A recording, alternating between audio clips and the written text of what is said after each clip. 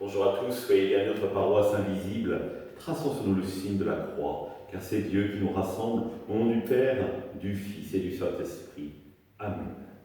Prions pour nos frères et sœurs malades.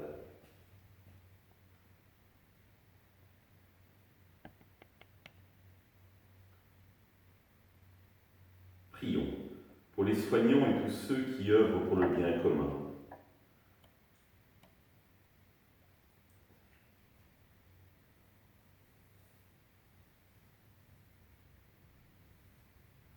Prions pour ceux qui sont en angoisse, la solitude, que l'Esprit Saint vienne les visiter.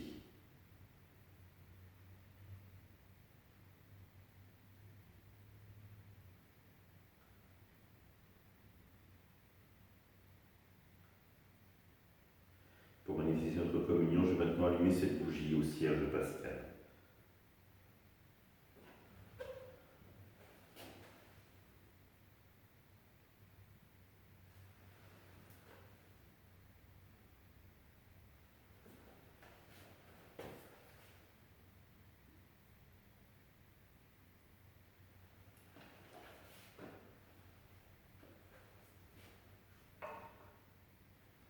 Dans l'évangile de Matthieu.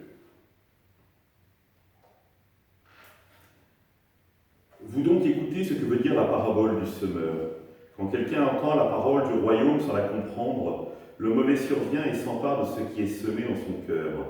Celui-là, c'est le terrain ensemencé au bord du chemin.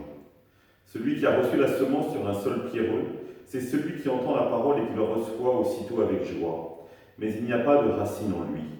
Il est l'homme d'un moment. Quand vient la détresse ou la persécution à cause de la parole, il trébuche aussitôt. Celui qui a reçu la semence dans les ronces, c'est celui qui entend la parole, mais le souci du monde et la séduction de la richesse étouffent la parole qui ne donne pas de fruits. Celui qui a reçu la semence dans la bonne terre, c'est celui qui entend la parole et la comprend. Il porte du fruit à raison de 100 ou 60 ou 30 pour un. Acclamons la parole de Dieu. Louange à toi, Seigneur Jésus. J'étais chez un paroissien récemment et il me dit que c'est au moment d'une homélie, alors que ça faisait 50 ans qu'il pratiquait, qu'il a réalisé que Dieu s'adressait à lui à la messe dans l'Évangile, dans la Bible. Au cercle, chaque fois qu'on disait « acclamons la parole de Dieu », il répondait joyeusement avec tout le monde « louange à toi, Seigneur Jésus ». Ou quand, à la fin de la première lecture ou de la deuxième lecture, on finissait en disant « parole du Seigneur », il répondait également, mais il n'avait pas réalisé. Pour lui, c'était la Bible, un livre comme les autres, certes, où on parlait de Dieu, mais c'était tout. Alors qu'à partir de ce moment-là, la parole est devenue vivante dans sa vie. Il l'a perçue comme le don de Dieu qui venait transformer sa vie. Moment extraordinaire, témoignait-il, parce que la parole faisait chair en lui. Et finalement, n'est-ce pas le rêve, le souhait de Jésus, que sa parole vienne véritablement toucher les cœurs, non pas une parole qui vient de l'extérieur, mais qui vient transformer notre vie de l'intérieur. Et c'est pour ça qu'il est important d'être familier de cette parole, de la lire, de la connaître, de la méditer, de la ruminer. En langage théologique, on dit même de la mendiquer, c'est-à-dire manger la parole comme on mange le pain de l'Eucharistie. Parce que l'effet est le même. C'est Dieu qui se donne. Alors peut-être pouvons-nous nous interroger sur notre rapport à l'Écriture, à la Bible, à la parole de Dieu. Est-ce que pour nous c'est une parole vivante qui nous aide à avancer ou pas? Et si nous sommes persuadés qu'elle nous aide à avancer, est-ce que nous avons soif de cette parole? Est-ce que nous la connaissons par cœur? Est-ce que nous sommes capables de citer des passages de l'Écriture par cœur? Rassurez-vous, la réponse est oui. Vous connaissez par cœur notre Père. Mais est-ce bien suffisant?